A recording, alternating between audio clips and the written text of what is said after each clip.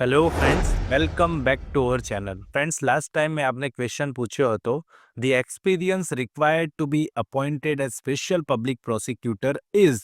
Special public prosecutor તરીકે નિમણૂક કરવા માટે જરૂરી અનુભવ કેટલા વર્ષનો હોવો જોઈએ? ઓપ્શન એ 20 વર્ષ, ઓપ્શન બી 10 વર્ષ, ઓપ્શન સી 7 વર્ષ કે ઓપ્શન ડી 5 વર્ષ. તો ફ્રેન્ડ્સ, આપ સૌને મેં પૂછ્યું હતું અને કહ્યું હતું ખાસ કરીને કે કોમેન્ટ બોક્સમાં પ્રશ્ન નંબર 10નો જવાબ જરૂરથી આપજો.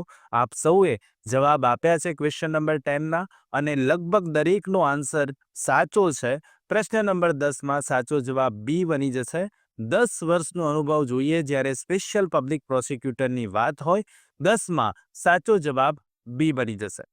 ફ્રેન્ડ્સ, આજે આપણે ફરી એકવાર મળ્યા છીએ અને વાત કરવાના છીએ આવનારી ઓલ ઇન્ડિયા બાર એક્ઝામિનેશન માટે બહુ જ અગત્યનો સબ્જેક્ટ ભારતીય નાગરિક સુરક્ષા સંહિતા 2023ના બહુ જ ઇમ્પોર્ટન્ટ એમસીક્યુઝ વિશે. જેથી આપ સૌને ફરી રિક્વેસ્ટ કરું છું કે આ વિડીયોને એન્ડ સુધી જોજો, જેથી આપ સમજી શકો કે બીએનએસએસમાંથી કયા પ્રકારના એમસીક્યુઝ પૂછાય છે અને એનો આપ ઇઝીલી સાચો જવાબ કઈ રીતે શોધી શકો એમ છો.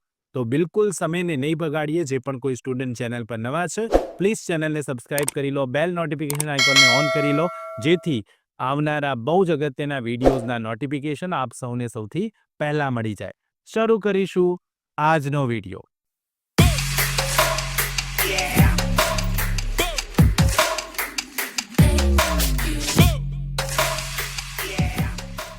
પ્રશ્ન નંબર 11 છે. The court of a magistrate of first class may pass a sentence of imprisonment for a term not exceeding.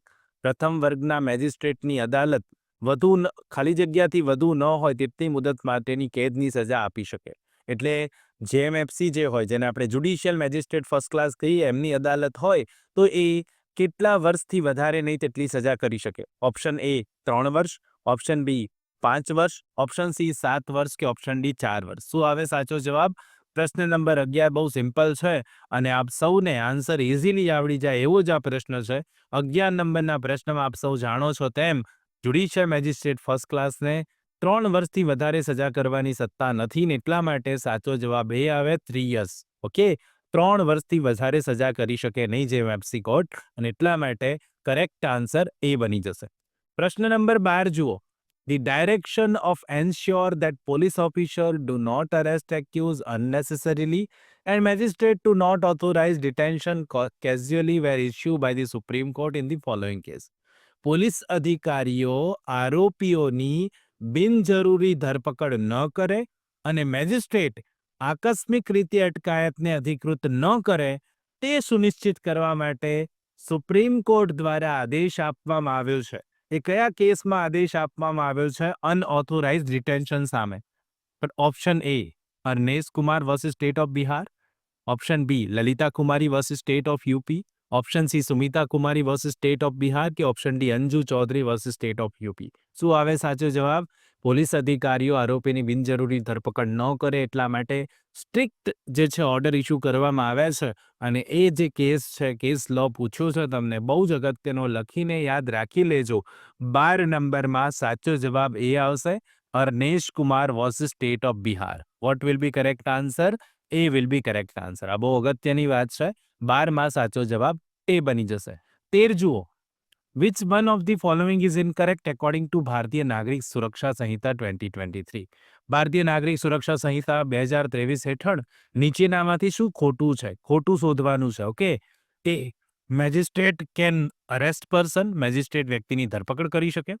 A private person can arrest person, ખાનગી વ્યક્તિની ધરપકડ કરી શકે. A police officer can arrest person, police અધિકારી વ્યક્તિની ધરપકડ કરી શકે. ઉપરોક્તમાંથી કંઈ નહીં. તો શું આવે સાચો જવાબ? 13 નંબરના પ્રશ્નમાં સાચો જવાબ શોધવો હોય તો આપણે ઇઝીલી શોધી શકીએ. પહેલા એટલું વિચારવાનું છે કે શું મેજિસ્ટ્રેટ ધરપકડ કરી શકે વ્યક્તિની? હા, જોગવાઈ છે, કરી શકે. તો આ વિધાન તો સાચું થયું. A private person can arrest a person, હા, આ પણ જોગવાઈ છે કે કોઈ ખાનગી વ્યક્તિ પણ ધરપકડ કરી શકે વ્યક્તિની, એટલે આ વિધાન પણ સાચું થયું. સી કહે છે કે police officer can arrest a person, એ તો આપણે સૌ જાણીએ છીએ કે પોલીસ અધિકારી વ્યક્તિની ધરપકડ કરી શકે છે, એટલે આ વિધાન પણ સાચું છે. એનો મતલબ એવો છે કે અહીંયાથી ત્રણેયમાંથી કંઈ ખોટું નથી. સાચો જવાબ ડી બનશે, none of the above. Okay, vote will be correct answer? D will be correct answer. પ્રશ્ન નંબર 14 જોઈએ. In which of the following famous case the Supreme Court has provided strict guidelines relating to right of arrested persons? ફરી arrested વ્યક્તિઓની વાત કરવામાં આવી કે નીચેનામાંથી કયા પ્રસિદ્ધ કેસમાં સુપ્રીમ કોર્ટે ધરપકડ કરાયેલ વ્યક્તિના અધિકારો સંબંધે કડક માર્ગદર્શન આપેલું છે, સ્ટ્રિક્ટ ગાઈડલાઈન આપેલી છે? કયો કેસ છે જ્યાં વ્યક્તિ ધરપકડ થયેલી વ્યક્તિ માટેની એના અધિકારો બાબતેની વાત કરવામાં આવી છે? ઓપ્શન એ જોઈએ, સાકરી બાસુ વર્સિસ સાકરી બાસુનો કેસ, Hussain Ara Khatoon versus state of west બેંગાલનો કેસ, DK Basu versus state of west બેંગાલનો કેસ, કે પછી ઉપરોક્તમાંથી કંઈ નહીં.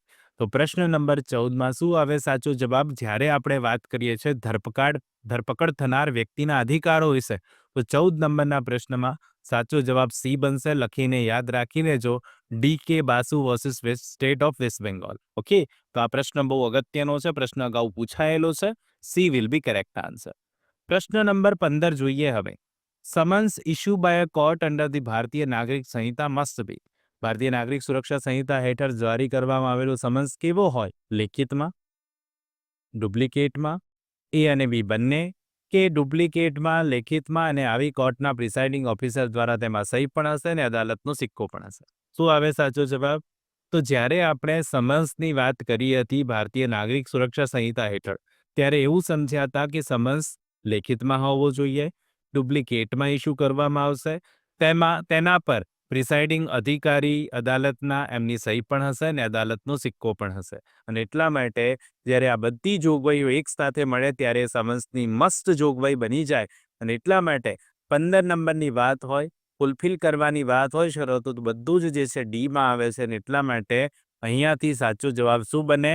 ડી બની જશે, કે ડુપ્લિકેટમાં હોય, લેખિતમાં હોય, પ્રિસાઇડિંગ અધિકારીની સાઇન હોય, સિક્કો પણ હોય. અને એટલા માટે 15માં સાચો જવાબ ડી આવે. 16 જુઓ. The principle that accused can not at the stage of framing charge invoke section number 94 was laid down in which of the following case? હવે બહુ અગત્યનો કેસ પૂછ્યો કે જ્યારે તહોમત ઘડવાનો તબક્કો હોય ને આરોપી કલમ 94 લઈને આવે ને એમ કે મારે આ રજૂ કરવું છે, તો એ સિદ્ધાંત નીચેનામાંથી કયા કેસમાં મૂકવામાં આવ્યો હતો? જ્યારે વાત કરવામાં આવે કે એ લાગુ પડી શકે નહીં. Principle that accused can not at the stage of framing charge invoke section 94. જે વખતે તહોમત ઘડવાનું છે એ વખતે આવે ને એમ કે 94 મુજબ મારે આ જોગવાઈનું પાલન કરવું છે અથવા હું અહીંયા હતો જ નહીં એ બતાવવું છે, તો એ ઇન્વોક કરી શકાય નહીં. એ નીચેનામાંથી કયા કેસમાં નક્કી કરવામાં આવ્યું હતું? Option A, state of Orissa versus Devendranath Padhi. Option B, Satish Mehra versus Delhi administration. Option C, K M Mathew versus K Abraham. કે option D, Adalat Prasad versus Rupal Jindal. શું આવે સાચો જવાબ? તો 16 નંબરના પ્રશ્નમાં સાચો જવાબ એ આવશે, સ્ટેટ ઓફ ઓરિસ્સા વર્સિસ દેવેન્દ્રનાથનો કેસ હતો, જેમાં નક્કી કરવામાં આવ્યું કે આ આરોપી જે છે ચાર્જ ફ્રેમ કરવાના સ્ટેજે કલમ 94 લાગુ પડાવી શકે નહીં. એટલા માટે કરેક્ટ આન્સર એ બની જશે. પ્રશ્ન નંબર 17 જુઓ. Who can issue a search warrant for document or a thing? બહુ અગત્યનો પ્રશ્ન છે. અગાઉ ઘણીવાર પરીક્ષામાં પૂછાયેલો છે ને એટલા માટે જ મેં આ પ્રશ્ન મૂક્યો છે. અને તમને હવે આવડવું જોઈએ આવો કોઈ પણ પ્રશ્ન બનશે તો નીચેનામાંથી કોણ સર્ચ વોરંટ ઇસ્યુ કરી શકે? કોઈ દસ્તાવેજ કે કોઈ વસ્તુ રજૂ કરવા માટે? ઓપ્શન એ, કોઈ પણ અદાલત. Option B, police superintendent, police અધિક્ષક. ઓપ્શન સી, જેએમએફસી ઓનલી, કે પછી સેશન્સ કોર્ટ ઓનલી. શું આવે સાચો જવાબ? 17 નંબરના પ્રશ્નની વાત હોય, કોઈ દસ્તાવેજ કે કોઈ વસ્તુ રજૂ કરાવવાની વાત હોય, તો સર્ચ વોરંટ જે છે કોઈ પણ અદાલત ઇસ્યુ કરી શકે. એની કોર્ટ. ઓકે, જવાબ શું આવે? એ આવે. Any court will be correct answer. જવાબ અહીંયાથી એ બનશે, કોઈ પણ અદાલત જે છે વસ્તુ અહીંયાથી જે સર્ચ વોરંટ જે છે ઇસ્યુ કરી શકે. પ્રશ્ન નંબર 18 જુઓ. A divorced wife is entitled to maintenance from her husband. હવે વાત આવે છે 144, 45, 46, 47 જે વાત છે મેન્ટેનન્સની. અહીંયા એવું પૂછ્યું કે છૂટાછેડા લીધેલી પત્ની તેના પતિ પાસેથી ભરણ પોષણ મેળવવા માટે ક્યાં સુધી હકદાર છે? ઓપ્શન એ, ટિલ સી રીમેરીઝ, જ્યાં સુધી તેણી ફરીથી લગ્ન ન કરી લે. ઓપ્શન બી, ટિલ હર સન બીકમ્સ મેજર, જ્યાં સુધી તેણીનો પુત્ર મેજર એટલે પુખ્ત વયનો ન બને. ટિલ સી ઇઝ એમ્પ્લોયડ, જ્યાં સુધી તેણી નોકરી ન કરે. કે ઓપ્શન ડી, ટિલ હર ડેથ, તેણીના મૃત્યુ સુધી. શું આવે સાચો જવાબ? તો જ્યારે બેર જોગવાઈ આપણે જોવાની, બેર જોગવાઈ તમે વાંચશો કલમ 144 જે ભરણ પોષણની વાત કરે છે અને એમાં સ્પષ્ટ કહેવામાં આવ્યું છે કે જ્યારે કોઈ સ્ત્રી છૂટાછેડા લે છે તો એ જ્યાં સુધી ફરીથી લગ્ન ન કરે ત્યાં સુધી એ ભરણ પોષણ મેળવવા માટે હકદાર છે અને એટલા માટે અહીંયાથી 18માં કરેક્ટ આન્સર એ બની જાય. ઓકે, 18માં પણ સાચો જવાબ શું છે? એ છે. સનદ માટેની પરીક્ષા એટલે ઓલ ઇન્ડિયા બાર એક્ઝામિનેશન માટે પુનહલ લો હાઉસ દ્વારા બેરેક્સનો નવો સેટ બહાર પાડવામાં આવેલ છે. તમામ બેરેક્સ બાર કાઉન્સિલ ઓફ ઇન્ડિયાની ગાઈડલાઇન્સ મુજબના હોવાથી પરીક્ષા ખંડમાં સાથે રાખી શકાશે અને તમામ બેરેક્સ ગુજરાતી તથા અંગ્રેજી એક સાથે એટલે દ્વિભાષી સ્વરૂપે આવશે. આ સેટમાં આપને બેરેક્સ ઉપરાંત પ્રીવિયસ પેપર સોલ્યુશનની બુક પણ સાથે મળશે. ભવિષ્યમાં વકીલાતમાં તથા સિવિલ જજની પરીક્ષામાં પણ આ જ બુક્સ ખૂબ જ ઉપયોગમાં આવશે. બેરેક્સ કોમ્બો સેટમાં તેમજ છૂટક પણ મળી શકશે તથા વ્યાજબી ડિસ્કાઉન્ટ સાથે ફ્રી હોમ ડિલિવરી પણ કરી આપવામાં આવશે. વધુ માહિતી કે ઓર્ડર કરવા માટે સંપર્ક કરો પુનહલ લો હાઉસ 9825986757 www.punhalllawhouse.com. 19 જુઓ. A person having sufficient means rejecting to maintain his parents is unable to, is liable to. પર્યાપ્ત સાધનો કોઈ વ્યક્તિ ધરાવે છે તેમ છતાં તેના માતા પિતાને મેન્ટેન ભરણ પોષણ કરવા માટે અસ્વીકાર માટે, જે માની લો એ અસ્વીકાર કરે છે તો એ નીચેનામાંથી કઈ સજા માટે જવાબદાર હશે? મેન્ટેન કરવા માટે માતા પિતાને જવાબદાર રહેશે, એની ધરપકડ થશે, એની મિલકતની જપ્તી કરવામાં આવશે કે ઉપરોક્ત તમામ એના વિરુદ્ધ ઓર્ડર થઈ શકે? તો 19 નંબરની વાત હોય, બહુ અગત્યનો પ્રશ્ન છે. 19 નંબરમાં સાચો જવાબ એ આવે કે જ્યારે મેન્ટેન નથી કરતો તો એના પર હુકમ થશે અને ભરણ પોષણ કરવા માટે, અને એટલા માટે 19માં સાચો જવાબ એ આવે. 20 નંબર અને આજનો લાસ્ટ ક્વેશ્ચન, જેનો આન્સર આપ સૌએ મને હંમેશાની જેમ કોમેન્ટ બોક્સમાં કોમેન્ટ કરીને જરૂરથી આપવાનો છે. આપ સૌને રિક્વેસ્ટ છે, ઘણા સ્ટુડન્ટ હજુ કોમેન્ટ નથી કરતા તો પ્લીઝ કોમેન્ટ જરૂરથી કરજો અને કોમેન્ટમાં મને આન્સર જરૂરથી આપજો. Among the following who is authorise for removal of public nuisance? નીચેનામાંથી કોણ જાહેર ઉપદ્રવ દૂર કરવા માટે અધિકૃત છે? સીધો પ્રશ્ન છે, જેનો સીધો જવાબ આપ સૌએ મને આપવાનો છે. પબ્લિક ન્યુસન્સ દૂર કરવાની જવાબદારી કોની છે? Judicial magistrate first class, judicial magistrate second class, executive magistrate કે સેશન જજ? આ 4 ઓપ્શન આપ્યા. સાચો જવાબ શું આવે જરૂરથી કોમેન્ટ કરજો.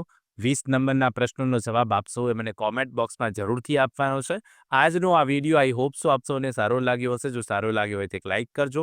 ચેનલ પર નવા છો તો પ્લીઝ ચેનલને સબસ્ક્રાઇબ કરીને બેલ નોટિફિકેશન આઇકોનને ઓન કરી લો, જેથી અગત્યના વિડીયો આવે તો તેનું નોટિફિકેશન સૌથી પહેલાં આપ સૌને મળી જાય. તો ફ્રેન્ડ્સ, મળીશું નેક્સ્ટ પાર્ટમાં. ત્યાં સુધી જોતા રહો અમારી ચેનલ રિયલ એજ્યુકેશન ગેજેટ. ખૂબ ખૂબ ધન્યવાદ, ખૂબ ખૂબ આભાર.